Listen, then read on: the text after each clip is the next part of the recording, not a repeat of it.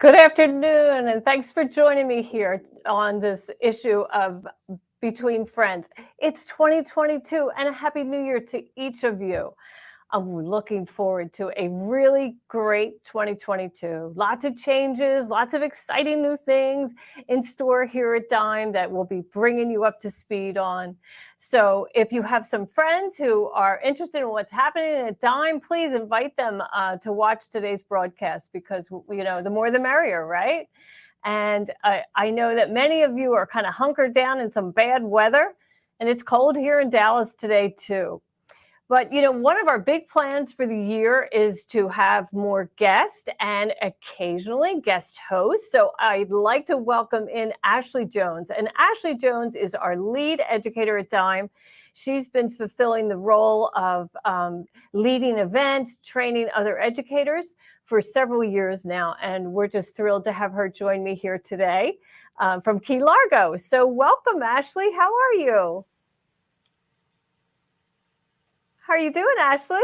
I'm good. Good to be here. And we're rather warm here, but I do feel bad for all the people that are having those issues with storms, Eileen. So hopefully everybody's safe and warm. Yeah, I know. Like, let's see, our good friend Retha up in the upper Midwest, she's in Wyoming. She says it's snowing always, finally came yesterday. Those who live up there love it, right? Yeah, absolutely. And we've lived north and I know it's beautiful. The snow is gorgeous. Those first few snowfalls that are untouched, the summers, fall, spring are gorgeous in the north. There's reasons to be there to put up with that snow. Absolutely. Look who stopped by, Marjorie Hirschberger. She's from Lancaster, PA. She's getting ready for her first snowstorm. And Marjorie, we're going to be showing your small town charm quilt towards the end of today's broadcast. So stay tuned for that. And Cheryl McCombs is in Colorado. Wow, it's just great to have people from all over, isn't it? Absolutely. Sharon Schroeder from Southern Cal. Wonder how the weather is there. And snowing up in Northeast Wisconsin. Definitely. Lots of cold weather up there. So, Ashley, many times people want to know what is our favorite hooping tips, right? I mean, something we do every day, right? Yeah, absolutely. And it's the foundation. If we don't do it well, sometimes our embroidery doesn't stitch out well. So it's a necessity to know how and to know those best practices. Absolutely. And here's Joanne Banco. She has some hooping tips, right? She's an embroiderer extraordinaire for sure. Oh, wow. And look at this. Susan Sedin is in Coopersville, Michigan, and they're going on 16 inches plus. Yikes. Oh. And Sherry Hernandez is -2 in Minnesota. Sorry. Let's see. And so, Elizabeth, you want to know how long will the small town charms be available for download? They're going to be available for download until the end of January. So you have about 25 more days to download them. But, it only takes a minute. So, get them today, right? Because we hate to disappoint people when they say, oh, I didn't get to download them. So take advantage and do it now. It only takes a minute for sure. Absolutely. So let's see. Some of our hooping tips are, well, first off, we like all kinds of hoops. I mean, we definitely love our snap hoop monster. And more recently, we've really embraced that sticky hoop, right, Ashley? Oh, absolutely. I feel like that's another one of those having the right tool for the right job. I love using sticky hoop and don't have to worry about getting that sticky residue on the back of my snap hoop monsters and keep them looking good. Right. And, one task items, that's fine with me. I don't need to have tools that do multiple things. If I can just depend on it to reach for it and know that that's the sticky hoop, and you're going to show a tip on patching the stabilizer in a little while. So I think that'll be helpful. So, but one thing that we both use a lot is the Totally Tubular hooping station, because it makes hooping just so much easier, right? And I have Perfect Alignment Laser 2 attached to my Totally Tubular hooping station. Do you do that also? Absolutely. And I think, Eileen, the PAL too, and anybody that's ever seen me, especially in a store showing that's one of my favorite dime tools. I do so much with the PAL too. It really can make your life easier for getting things in the hoop. So when the Totally Tubular hooping station came out and we were able to attach that, oh man, it just made the PAL 2 and the hooping station that much more important in my life. So yeah, they go together like two peas in a pod or peas and carrots. There you go, peanut butter and jelly, which I'm starving anyway. Okay, so let's go over and take a look at the Totally Tubular pressing station. Now, in a little while, I'm going to show you how it goes together, but right now I have it set up just the way I want it. So you can see my laser light is beaming down from PAL onto my hoop mat. Now, this hoop mat is sized specifically for the boards, and they come with the purchase of the Totally Tubular station, but they're white. So yeah, it just helps you, identify it in your sewing room so you don't use the larger blue one. But what I have done is I've put my hoop onto the board, and I have an 8x8 single needle hoop here, and I've aligned the beam with these marks on my bottom frame. Now, I just make those marks myself, and I'll show you how I do it. It's super easy. You know how we attach the rulers to the top frame. Those instructions come with your hoop. There's also instructions on how to do it on my blog. But when I want to mark my bottom frame, I just align the top frame with part of the bottom frame. And I leave, this portion of the top frame away from the bottom frame. And then I just take a Sharpie and draw a line that is connecting, a continuous line from that zero. And I do that on all four sides. And so that's how I mark my bottom. It doesn't have to be absolutely perfectly square, but anyway, it's a good help. So I have a t-shirt with, this is an adult small, women's small, and I have my great big logo, well, not logo, but my embroidery design already printed on print and stick Target template paper and adhered to the center of the shirt. I have my no-show fusible cutaway on the back of the shirt, so that's eliminating the stretch. And then I'm just going to open up the shirt, and I'm going to slide it right over that board. And, you just want to take a moment. You're going to fuss with it a little bit. If you're like me, you're going to make sure everything is aligned just how you like it. And you want to, keep an eye on the beam, the legs of the beam. We want everything to match with the printed crosshair that's on the template. And then we're going to take our top frame. And, this is an 8x8, a 200 by 200. But, like most things in embroidery, it's not truly square. The sewing field is square, but my frame top, and my frame bottom is actually a rectangle. So just make sure when you're going to attach them that they are, you have the right orientation of that top frame. And there I am, I'm hooped. And now when I go over to the machine, I'll just unearth all of this bulk of the shirt, and I'm going to pull it above the board, and I'll even pull those sleeves out, and I want all of this to be flat above the hoop itself, so that when I go to the machine, everything is nested above, and I don't have to worry about stitching, on top of, stitching the shirt top, back to the top or the sleeve and so forth. Now, when I go over to the machine, I'm going to slide that magnetic shield that comes with your hoop, and I transport my hooped item with that board in place. I frankly don't have one over in this area right now, but that's how I transport to the machine. So that's how you would do a center chest embroidery, like a big center chest design. You're going to use a larger hoop, right? Okay. I love that. I love how you could see that shirt hanging down underneath. Just, amazing how you can work with the top and not have to worry about the bottom of the shirt. So it just makes your life so much easier.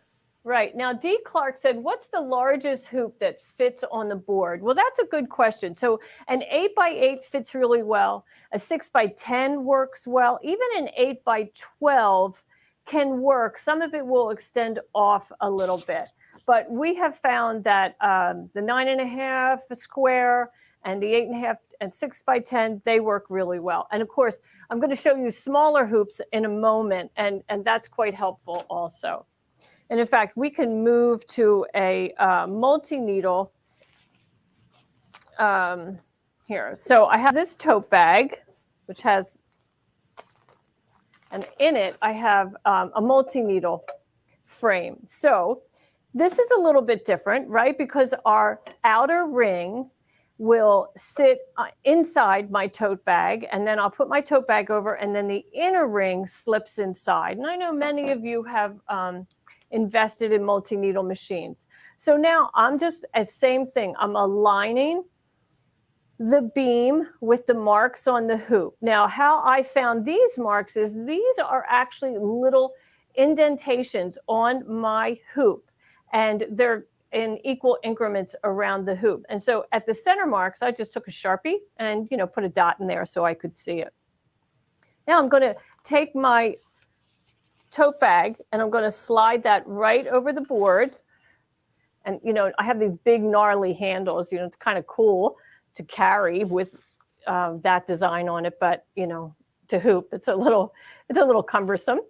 So I'm just now like flattening out the tote bag and making sure that the beams stay aligned with my template. And then I'm going to slip that inner frame in place. And this is when it usually wants to jump around, but that totally tubular hooping station is going to keep it in place. And now when I go to the machine, I don't have to worry about it. Now, remember, this is a multi-needle machine hoop. So when I go to the machine, let's get that side angle there. You can see it's just going to, the throat of the machine is going to be right here. And then it stitches in this area. And so that's how we do a tote bag on a multi-needle machine, on a tubular machine. Now, if you're going to do a tote bag on a standard single needle machine, it'll be a little bit different. You're going to use your probably a smaller hoop, like a 5x7, just because you're going to need a tote bag that has a very large opening. So in this instance, this is quite large. It's probably about 22 inches.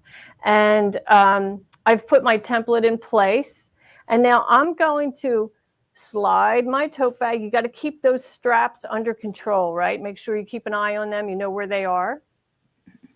And then we'll just align that crosshair inside, crosshair with the beam and the template. And then we just snap our frame in place. Now, when I go to the machine, I am actually going to nest all of this above the machine bed. I'm going to turn it inside out.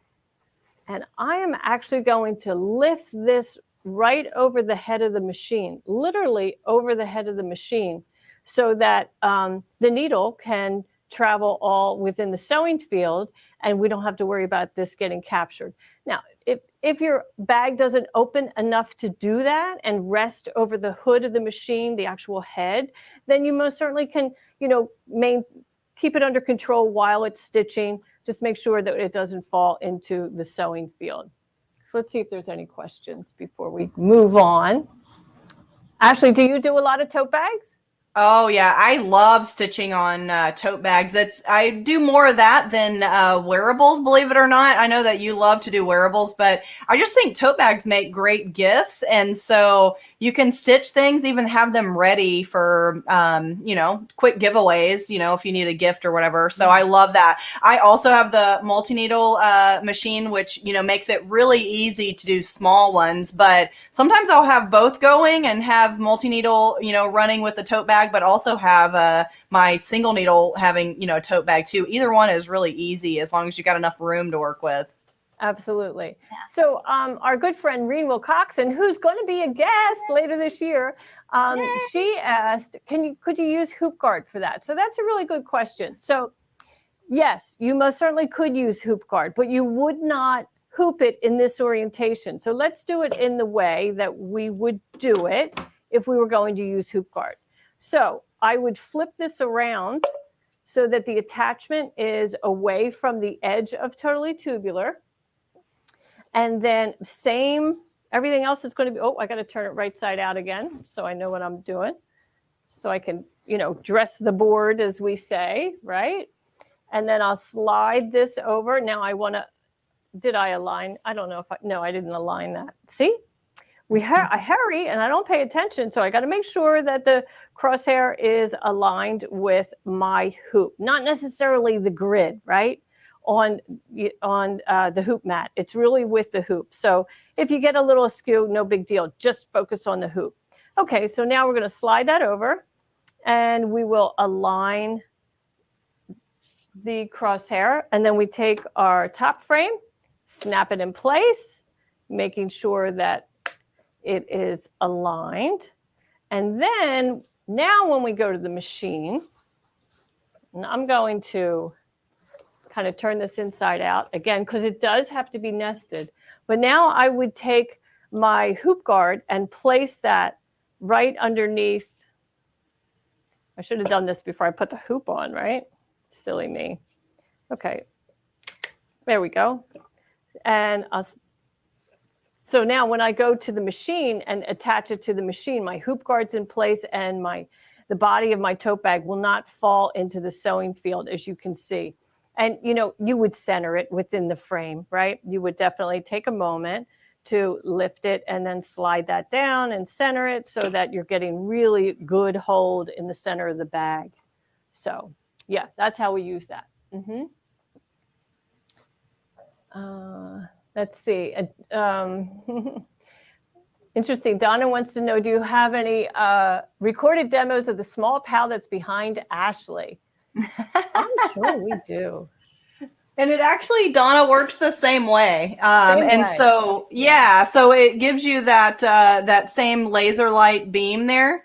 And so it does the same thing that Eileen's doing with the big one, only this one sits on your tabletop. So same concept, use it the same exact way. The nice thing about the big one is because it's a laser light, you can get the PAL 2 a longer beam because you can move it further away, but you could always sit the PAL on something higher to get that longer beam, but does the exact same thing. I love them both. This one's great for travel.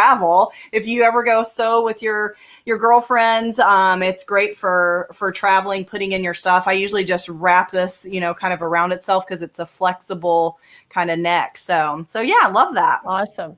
Wow. And so Jennifer Hoffman wants to know, is Hoop Guard sold separately? Yes, Hoop Guard is sold separately, and it comes in 2 sizes now. We have a jumbo that is this big, and we encourage owners of 6x10 and larger snap hoops to use that.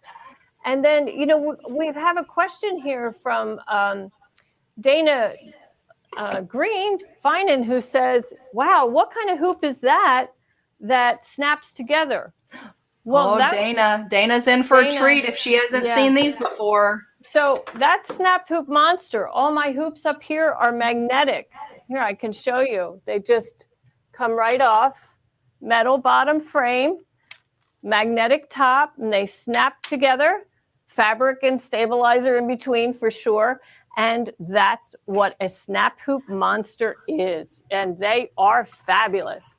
They are recognized by your machine. They come in multiple sizes for all different brands, and they are just phenomenal for stitching t-shirt knits, terry cloth towels, sweatshirts, and its number one function is quilting. Right, Ashley?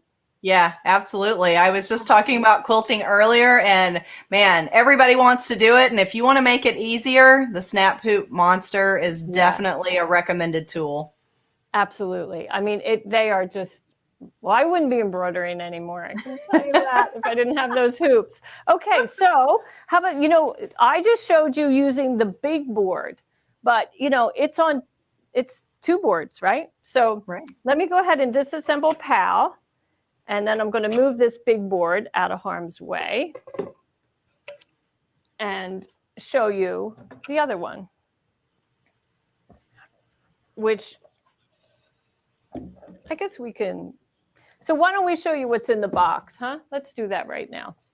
I think that's just a little wiser. What do you think, Ashley? Yeah, for sure. Okay. I think it'll help understand too the two different platforms. Yeah. Yeah, Jennifer Hoffman says it makes it so easy so you're not arguing with the hoop. I agree. Okay, so the hoop mats, they're that silicone non-slid surface, so they're going to stay in place and just kind of stick to the wood board.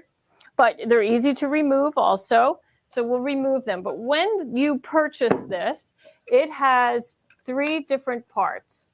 Well, it actually has a plate, and it has a post, and they just separate. Now, sometimes I have the earlier version, like this one is an earlier version. There we go.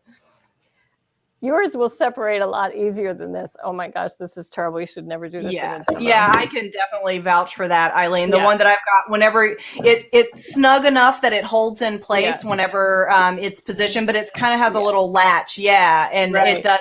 Slides out really nicely. Yeah, so super easy to do. They just come apart and then they snap together. So when you store them, you can store them flat if you are limited on space in your sewing room.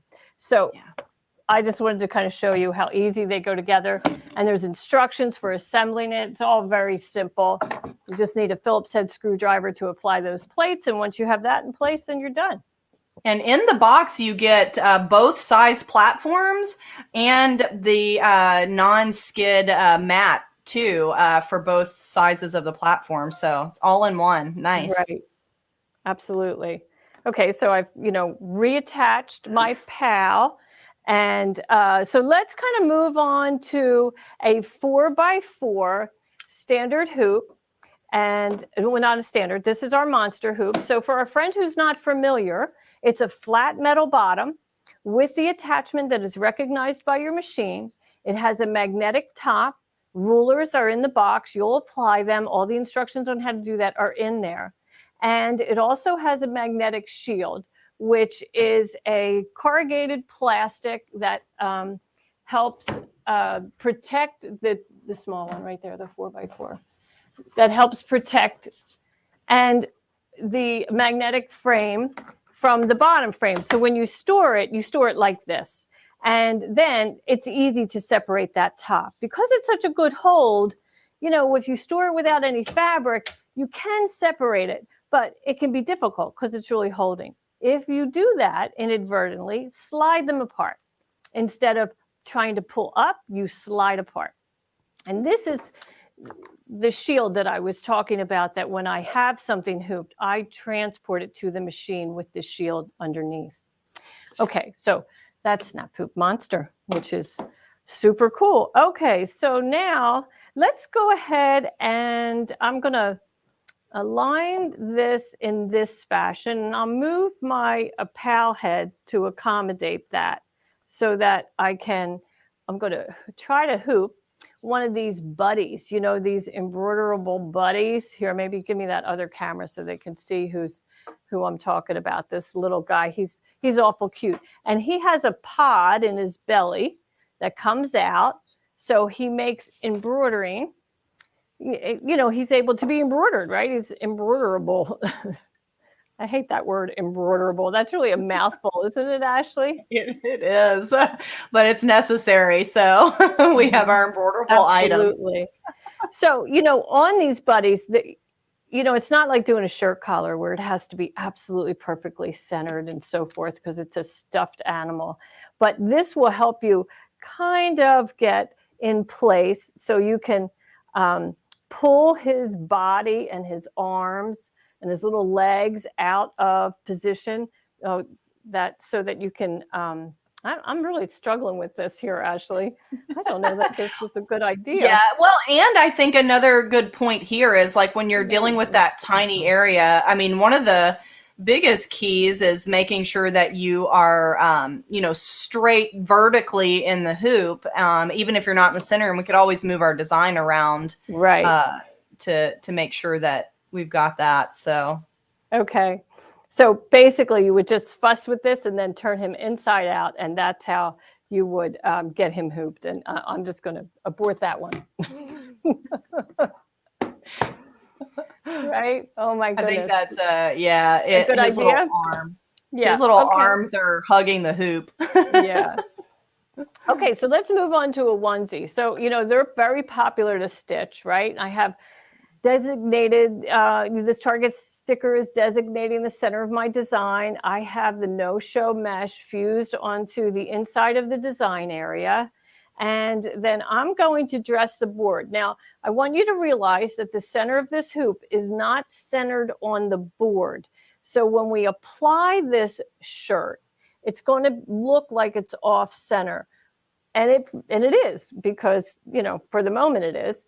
When we actually get it all hooped and turned wrong side out, you'll see that it is centered in the hoop. But I'm focusing on my Target sticker and my laser beam. That's what I'm focusing on. And then when I attach that magnetic frame, and I just want to make sure all corners are aligned, and I can feel that through my hoop. And because this is a flat hoop, I don't have to worry about fabric distortion. I'm actually able to pull and tug on that fabric without any concern of harming the garment. So now I'm going to take the time to turn this wrong side out so that I can get it all nested above, and I'll get those little sleeves out. We don't want to stitch them in place, and we'll turn off that laser. But this is also a great time to use the hoop guard, which is no longer around. There we go. We got one right here. And so it's kind of like everybody's real. It's like everybody's real sewing room, Eileen. So as soon as you go to look for something, it's not where you thought it was. I know. But thankfully, I have some helping hands in here who is really helping. So, nice. And of course, I would normally do this. I would have this attached first. Oh my goodness gracious. This is what happens when you take a couple of weeks off, Ashley. Really rusty. Okay, Greenville Coxon, there you go. There's your hoop guard. Right? I love that. Mm-hmm. It happens to all of us, right? Yes, it sure does. It sure does. Yeah. Okay. Yeah, and that's the nice thing on show you on a sticky hoop. Oh, yeah. And that's the nice thing about the two sizes. I mean, if you're doing smaller items, like that little baby bodysuit fits over that smaller platform. Whereas, if you only had one size, you wouldn't be able to fit that over. So it really is versatile, because you can do your smaller items and the larger items in both size hoops, all kinds of hoops, actually, your standard hoops, your sticky hoop you're about to see, and then snap hoop monster. So it's just a all-around helpful tool during the hooping process. Right. Okay, so here we have our sticky hoop. Now, sticky hoop is just the flat metal bottom, and it comes with rulers, and it also comes with a pack of 25 sheets that are cut the perfect size for that hoop. So you don't have to cut the stabilizer, trim it down, anything like that. You'll just peel off the protective paper and apply it to the back of the sticky hoop. And then I'm going to center this underneath my beam. Remember, that's what I'm focusing on, is the beam, not necessarily the grid. And then I have a Target sticker in place for the center corner placement of a monogram. And then I just align that laser with that crosshair, and I am ready to go to the machine. I would take my shield, my magnetic shield, and transport to the machine in that fashion. And then, I can hold it comfortably and not have to worry about dislodging it in any manner because of the sticky stabilizer. So it is just awesome, that sticky hoop. And the combination of totally tubular hooping station is a real winner. Wouldn't you agree, Ashley? Oh, absolutely. I mean, you just hoop that napkin, Eileen, in like a matter of seconds, just by, already having your PAL set up and your hoop under there, and then being able to just place your napkin right where it needed to go rather than having to place it and move it. So it definitely is quick and easy when you've got that combination of the right tools. So one of our friends said that she didn't get the hoop mats, the white hoop mats, when she got her totally tubular station, but she purchased the pressing station, which is very similar. Same plates, same post, but the boards are different sizes. And that was designed to create an easy way to press tubular items like handbags and sleeves and small children's garments, that kind of thing. But we do also have wool pressing mats that are available for the totally tubular hooping station. So you can kind of do a one-time buy of the hooping station, then just add those mats. You'll notice it has a notch, right? Well, that notch is cut out to accommodate PAL, so that when you apply the the wool mat on top of the station, you don't have to remove your hoop mat, because you can just have this notched wool mat on top, and it perfectly fits PAL. So that's how they work. And so Janie Jet Mason, you wanted to know, does this work on the single needle Janome 11,000? Absolutely, you bet. Because you can use your standard hoops, and totally tubular is the trick for sure. Yeah, I know, I love it. And let's see, is there a trick for removing the stabilizer from an embroidered item? You struggle doing it. Well, here's the deal with our sticky stabilizer. When you are searching for a sticky stabilizer, like as my company, we are looking for a resource and a supply that will give us a stabilizer that will really hold an item in a hoop. And that's what our stabilizer does. Now, there are, other brands that are not as sticky, but they also don't hold as well. But for what we use our sticky hoops for, and that stabilizer, is for things that you can tear away the stabilizer. You are always going to have some of the stabilizer, in the design for sure, but most of the time it's just easily torn away. Yep. And let's see, is the sticky paper included with the hoops water soluble or tearaway? It is tearaway that is included with the hoops, because that's the one that people use more often. So we just thought that would be the right one to use with that hoop. Oh, let's say, Ray, you have both a hooping and pressing station and the sticky hoop, and you love them all. Oh, that's so sweet. That's great. That's great. That is sweet. Yeah. And Judy Quilt, she just finished taking down the outside quilt Christmas lights. She says, sob. Oh, that's a sweet feeling, right? Yeah. Until next year, it'll be here before you know it, Judy Quilts. So you'll put them back up soon. Yeah. I don't normally have that feeling. I'm kind of happy to get them down. I'm happy to, they're super fun when they're up, but then it's like, okay, all done. Yeah, I think it's that, after New Year, it's that you're ready to move on to new. Yeah. And so bringing those down is definitely a sign of that. So, yeah. And someone just asked, how do you know where the center of your standard hoops are? So here, let's go to this overhead cam and see if we can get a good look. I don't know if we can. Here, I'll move this out of the way. So on your standard hoop, you normally have little raised nodules that indicate the center of your hoop. I would say 99% of hoops have that. I'm sure somebody can produce one or show me one that doesn't, but really every hoop that I have in this room, and there must be 70 hoops in here, has those nodules. Now, if this is your hoop and you own it, take a Sharpie and darken those little nodules so that you can see them. That's what I did on my multi-needle hoop on the bottom. So let's take a look at that. That's exactly what I did. So there's these tiny little indentations in equal increments around the hoop. And so I just took my Sharpie and put a dot into that center mark. So it's easy to see. If you don't like black, you can use fingernail polish. People like to do that. My sister Marina used to do that, but I'm over it now. Yeah.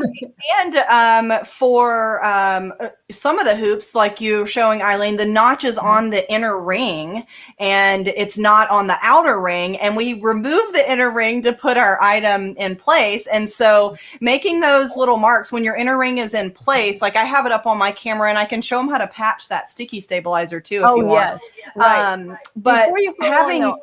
before you go on, I just wanted to tell Ivy, we're going to address your question about how to find the center on the magnetic hoops in a moment. So we'll come back to you. Stay tuned. Go ahead, Ashley.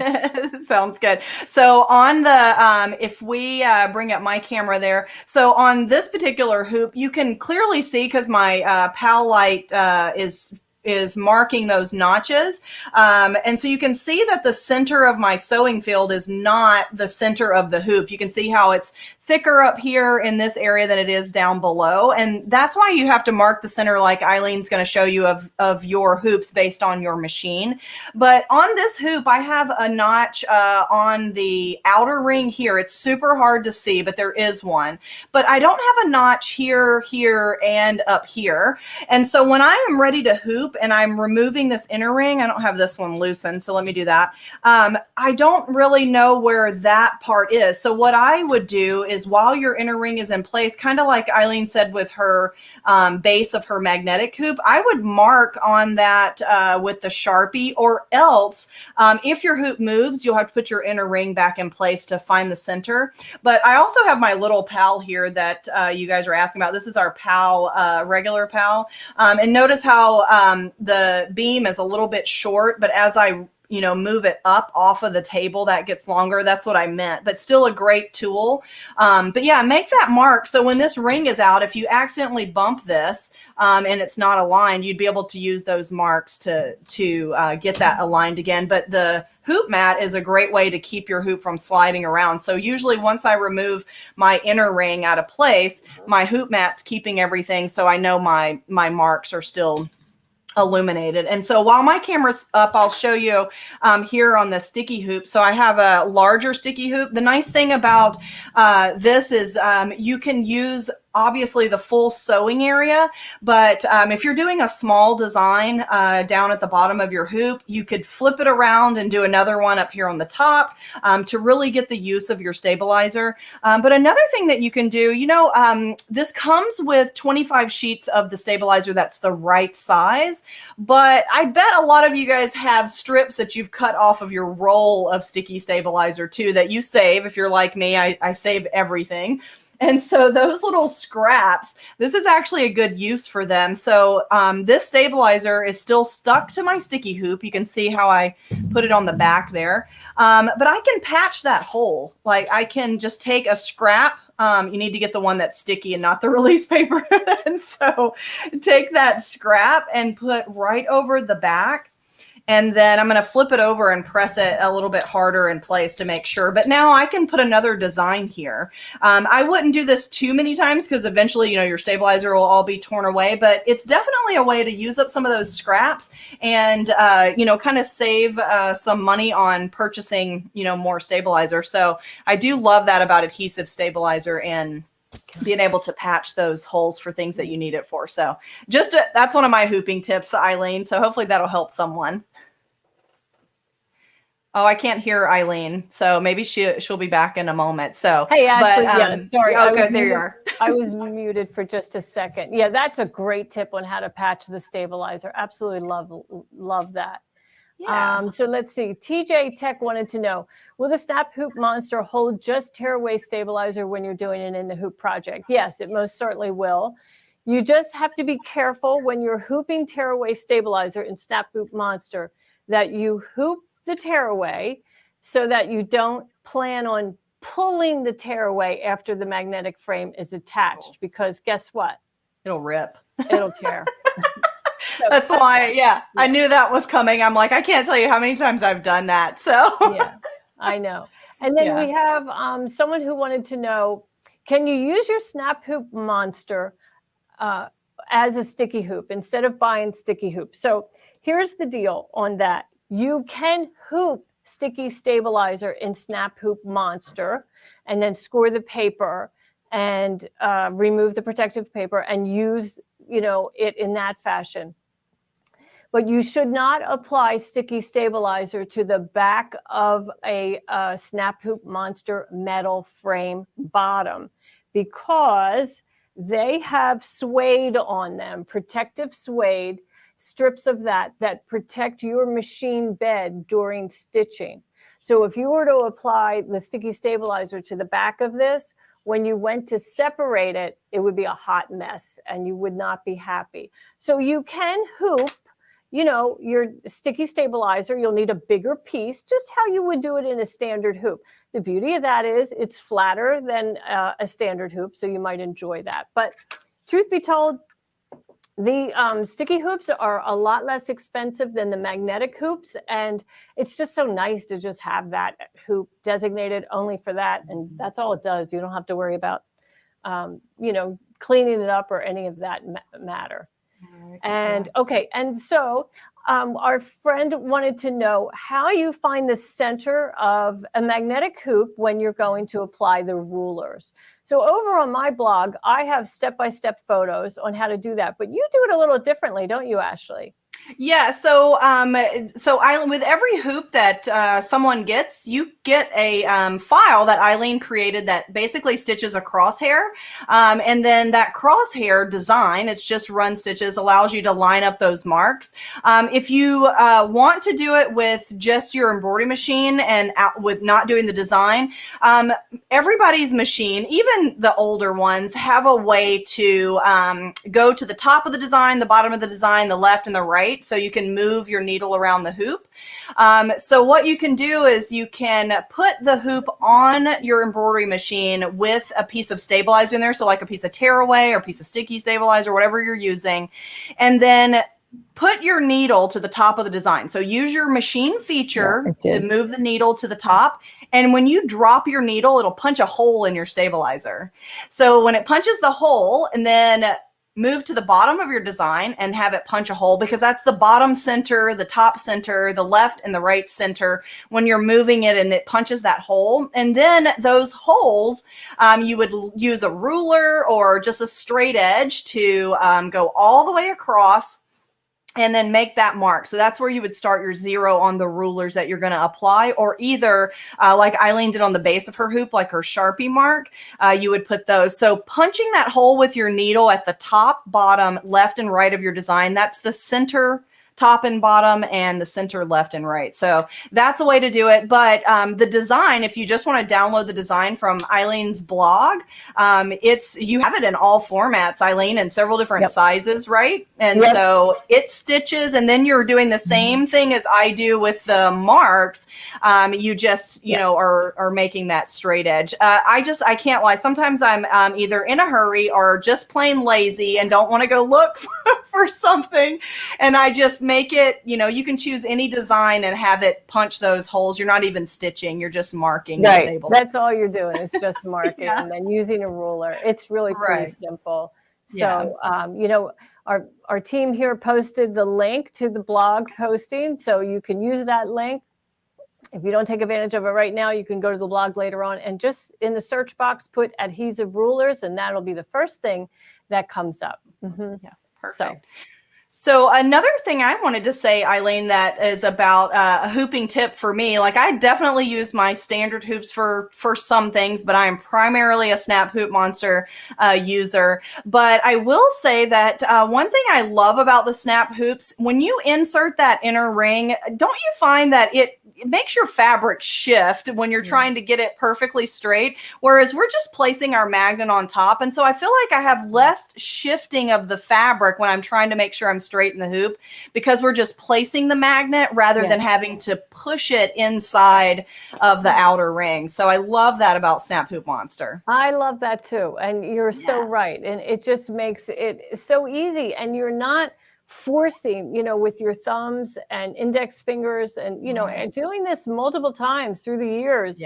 It can really cause some hand pain. So it's just a more comfortable way to hoop for sure. Yeah, absolutely. Some people don't have the grip strength to tighten that screw tight enough. And with that, you're not even having to do that. The magnet is just sitting on the metal, and your fabric is the victim of the magnetism. It's held in place by that. So Marianne asked, can you use the magnetic hoops for all embroidery?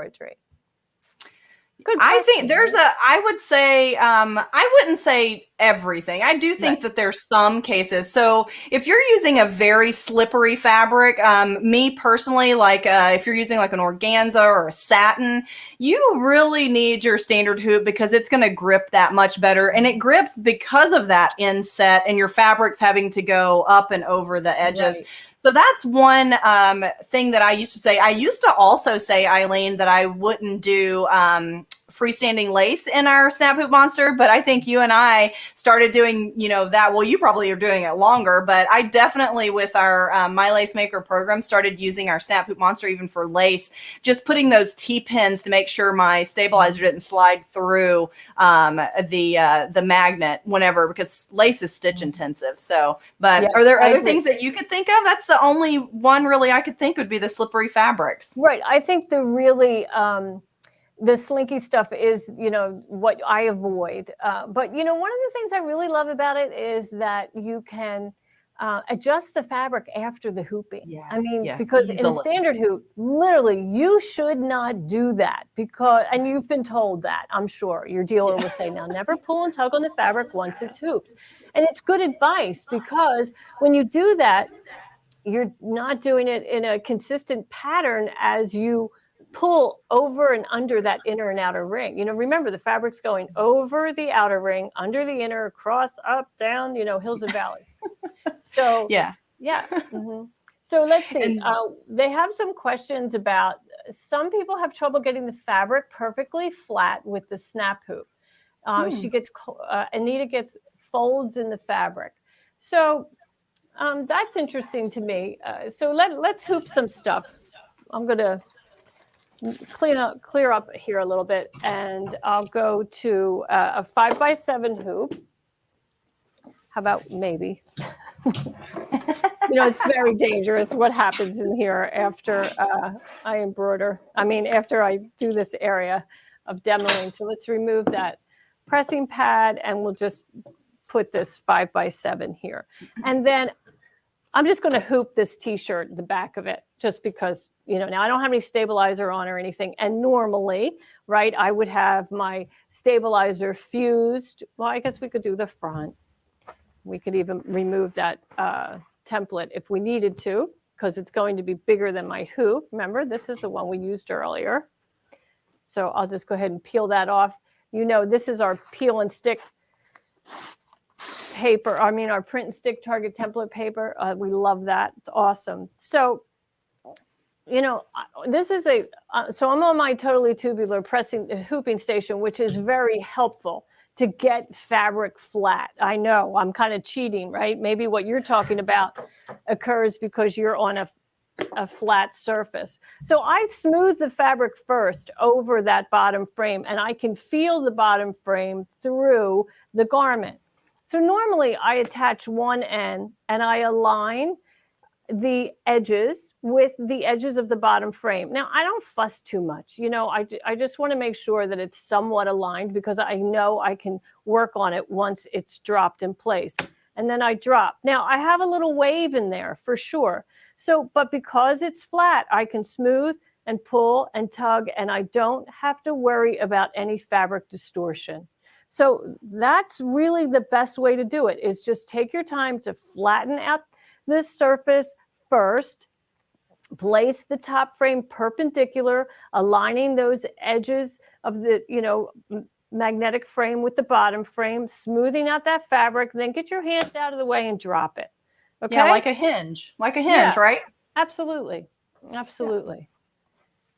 And I think holding that edge up, Eileen, one of the things I've noticed that I do, and I don't even realize it, but when I hold that hinge up, like on the side, so that part of the magnet, like if I hold up here, so this part here, is not gripping the frame. I think one of the problems we have is when we try to line up here, this is trying to magnetize to the base. So you've got it, attaching and sticking. And then if you hold it up here and then hinge it down. And one thing I've noticed that I do is I hold my little finger. It's hard to show up here. Maybe we could go under my camera. Maybe that would be better. So can we flip over to my camera? Sure. And then I'll show that. And so whenever Eileen was talking about this, I think because this isn't trying to grab the magnet and the metal together, it makes it easy, you know, for you to make sure everything's positioned correctly. But one thing I notice whenever I do, and this is not a technique by any means, but when I come down, I always tend to put my fingers under, and then I tend to kind of smooth out before I drop. Pull the fabric at the same time. Right. I don't even notice that I was doing it for the longest, but then somebody asked the question and I noticed that, you know, once I get it into place and then it's kind of like an all-in-one motion. You can see that, you know, like I just kind of smooth it before I drop it. So, so Mary might be, she has an interesting question that we're really not going to be able to address here today, but I don't want to ignore you, Mary. So she wants to know, what if you have the outer hoop, like you're doing a quilt, right? And you have removed the top frame and probably rested it over the head of the machine as you advance the quilt. So she struggles with getting that back in place.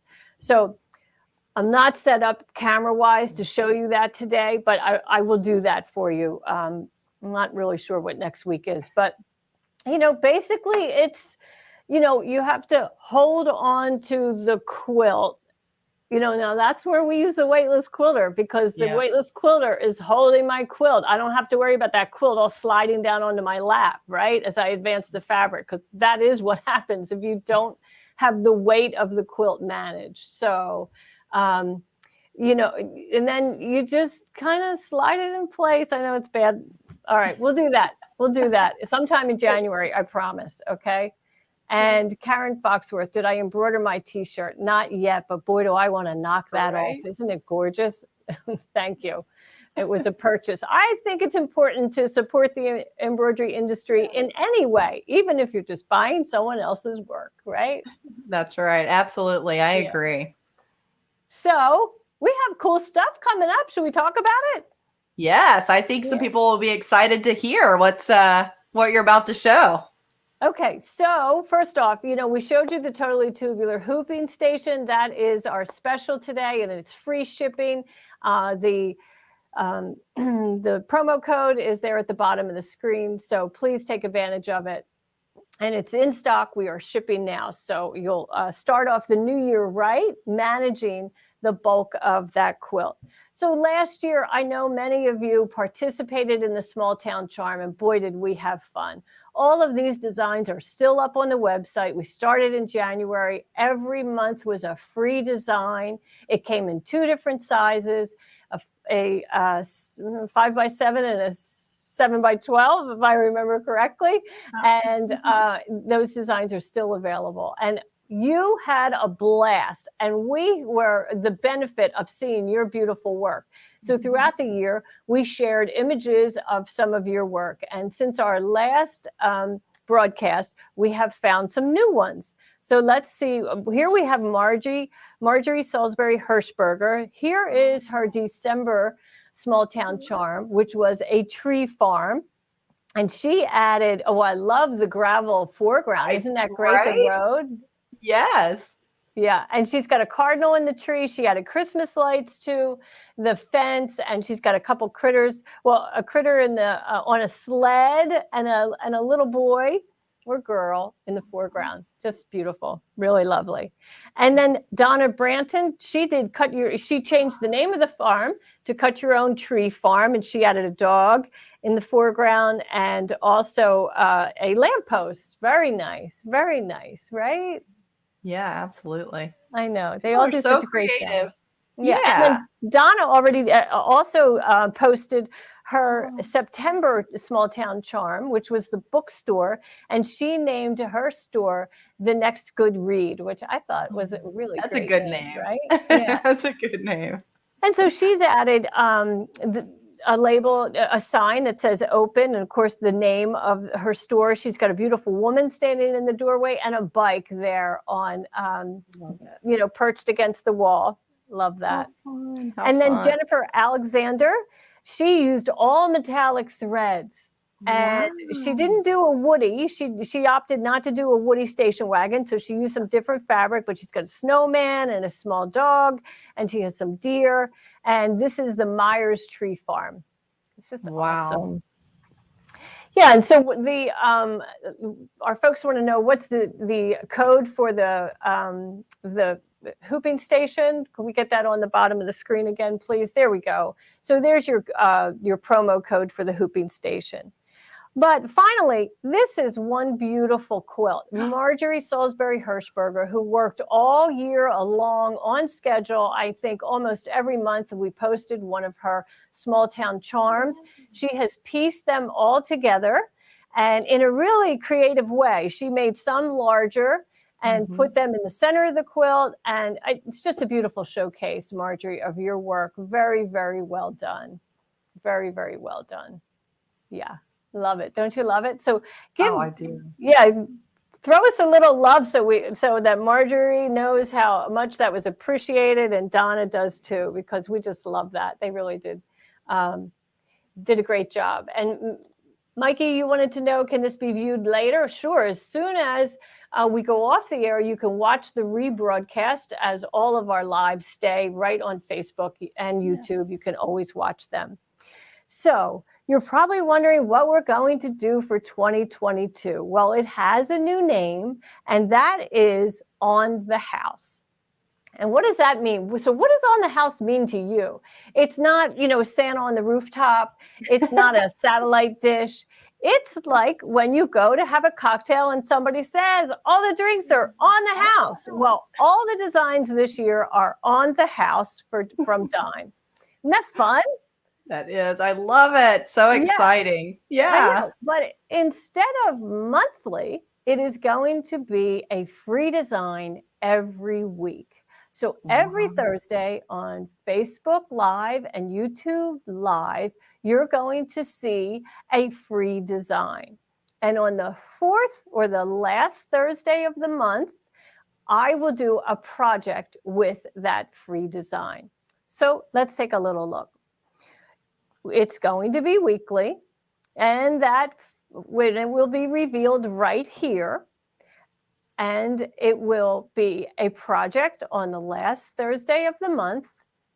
And they're all going to be different, And then we really encourage you to post your design on social media using the hashtag #OnTheHouse or Dime Sew Along, as we did all last year. So either one. We're so excited about that. I think this leaves room for much more creativity, right, Eileen? I think we saw everybody's creativity with the small town charms and the doors, and this even gives them more, because they're gonna show us not just their design but their project. Absolutely. And I think that once they see what we do with them once a month, it'll encourage them to, do similar things with those other designs that are free every week, right? Absolutely. So where are you going to find it? At the end of this broadcast, it will be available at this site, which is our website, dzgns.com. You would go to Designs and Projects, and then Free Designs, and that's where you'll find them. And remember, Small Town Charm is still on that page and will be available to the end of January, and then it goes into the vault. So take advantage of that now.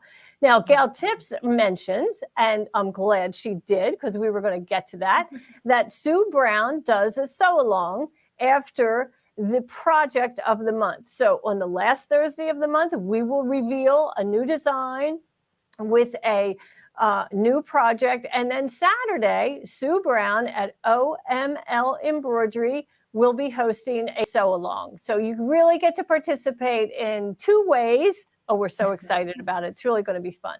Now, if you use our software, which I hope you do, and the main platform of all of our software programs is the Embroidery Tool Shed.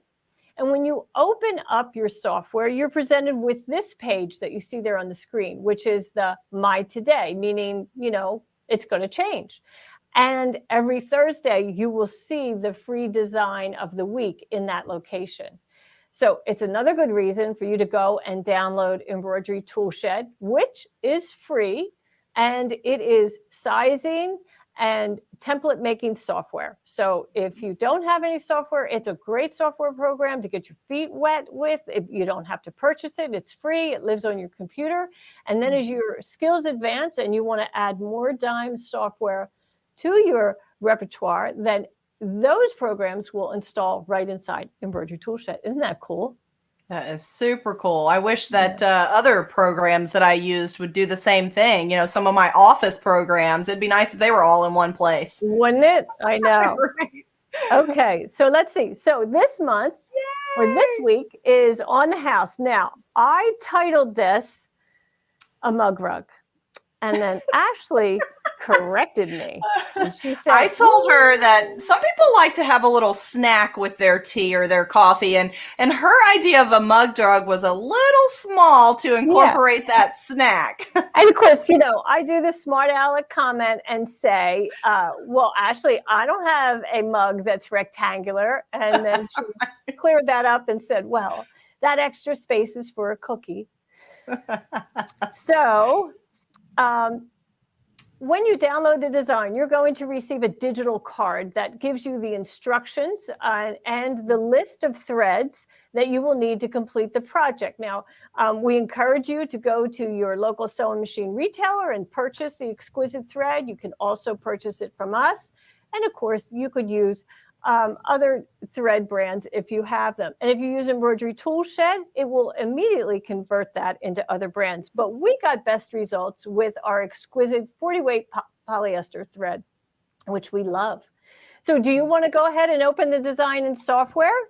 Yeah, absolutely. I've already got it up. And so I was just going to show them, since you can customize this design and use it in other projects, I just wanted to share with them. Now, Eileen, you know, software is my jam. So I love doing everything possible in software. So this is the cute little mug rug design for this on the house project.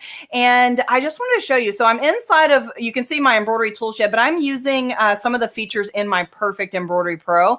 But this program, let me just zoom out here a little bit, the resolution on my screen because of the video has made that kind of small. So let me just zoom out a little bit so we can see the full thing. There we go.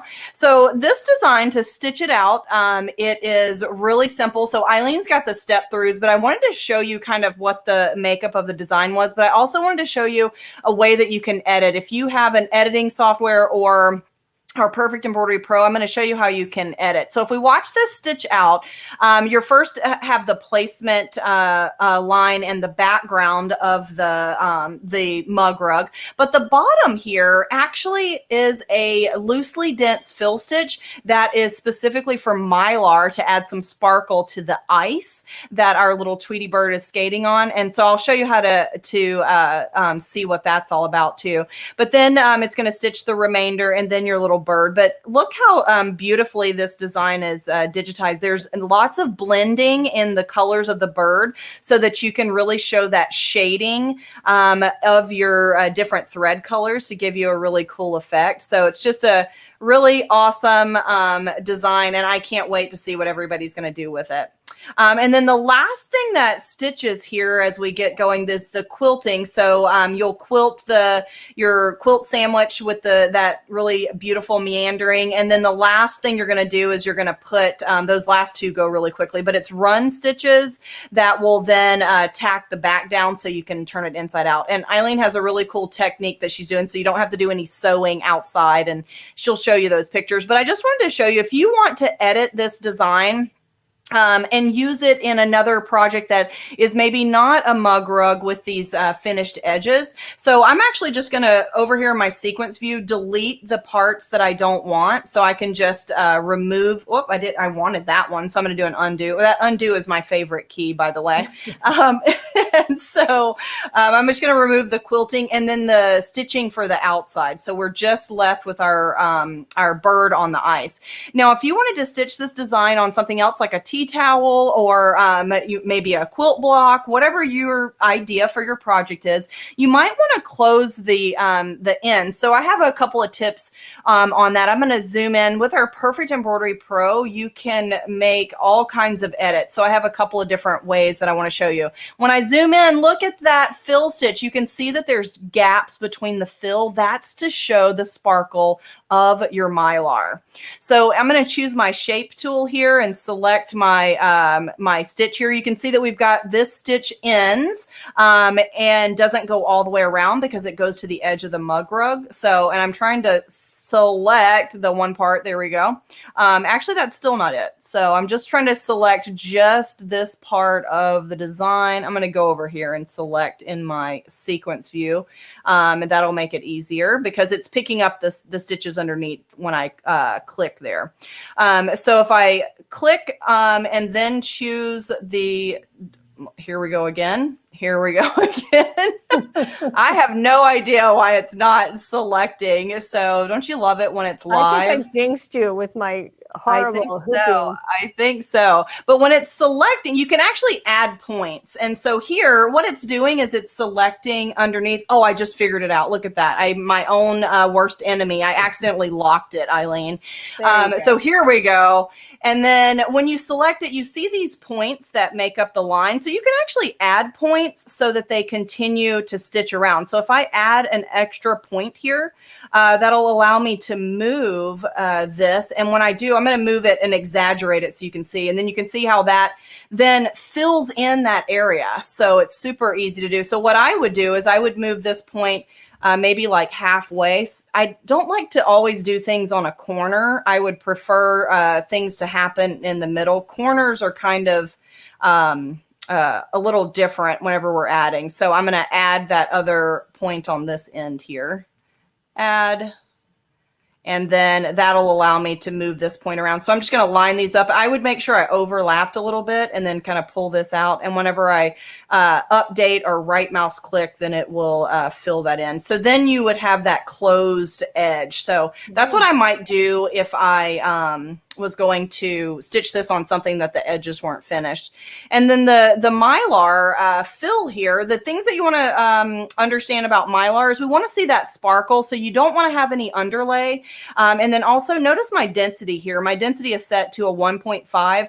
That is an open enough fill so that the sparkle shines through, but it doesn't, it's not too open so that it rips away, because Mylar does rip away like a, just a piece of paper. So you want to have enough stitches to keep it intact under your fill. So you don't need it to be too open of a stitch. So yeah, I could keep going forever, obviously, in software, Eileen. You know me, but I'll stop right there.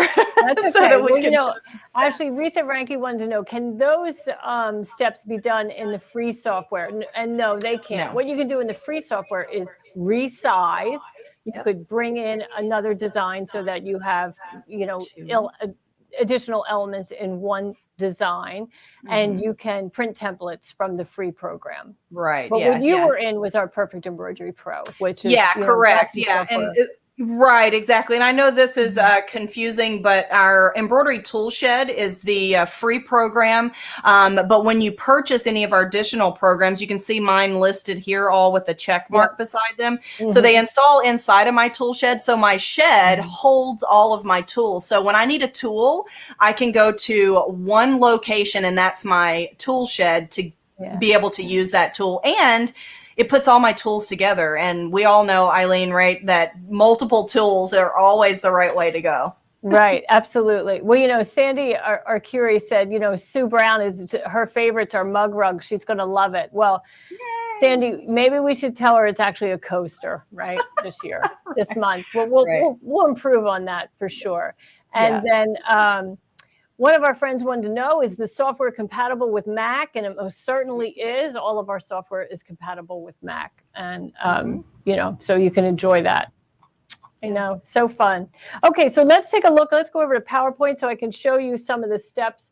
And of course, when you download this free design, you're going to have instructions, PDF instructions. And so here's our first color, our placement guide. I cover it with the Mylar. And, this is a good image. I wanted to include this so you could see that, it's okay to use scraps of Mylar, right? And, it doesn't always have to be a fresh new piece. It just has to be bigger than the area you're covering. And then you'll tear that away and then add little skating bird. Isn't he cute? He's so cute. So cute. Now, I did not hoop my stabilizer. I hooped my block fabric and batting. And I slid a piece of tearaway stabilizer underneath the hoop during all those first steps, adding the mylar and stitching the bird and so forth. And then I carefully remove the hoop from the machine and gently tear away that excess stabilizer, because my next step is going to be to quilt. And so I make sure it's all gone. And just, it's my personal thing. You don't have to do it if you don't want to do it like that. But then I quilt it. And then it's time to add the backing, which is actually 2 pieces of fabric that have folded edges, and they will overlap. They will overlap. So let's see. Shirley Burling wanted to know, can you use metallic thread instead of mylar? Yes, Shirley, you sure can use metallic thread. Just know that the fabric, the block fabric, is going to bleed through those stitches. So make sure you have white fabric there if you really want it to look like a skating pond. Okay. Yeah. Like if you're going to do the whole block in like maybe midnight blue or something, make sure before you add where you're supposed to add the mylar, go ahead and add a piece of white fabric. Yeah. Let's see.